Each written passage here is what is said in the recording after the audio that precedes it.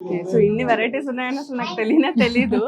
Okay. So మీరు ఇంత collection చేశారు. బట్ ఈ మూమెంట్‌లో అడగకూడదు. బట్ అడుగుతున్నా, చాలా మంది మీరే ఓన్‌గా దీన్ని పబ్లిష్ చేసుకోవడానికి కానియండి, మీరే మోడలింగ్ చేయడానికి కానీ చాలా నెగెటివ్‌గా చూసే వాళ్ళు కూడా ఉన్నారు. వాళ్ళకేం చెప్తారు? ఏ చేసినా నెగటివిటీ ఉంటుంది, పాజిటివిటీ ఉంటుంది. నెగటివిటీని తీసుకుంటే ముందుకు వెళ్ళాం. మనం పాజిటివ్గా ఉంటే మన లైఫ్ కూడా పాజిటివ్గా ఉంటుంది. ఓకే. సో ప్రస్తుతానికైతే హైదరాబాద్‌లో ఓపెన్ చేశారు.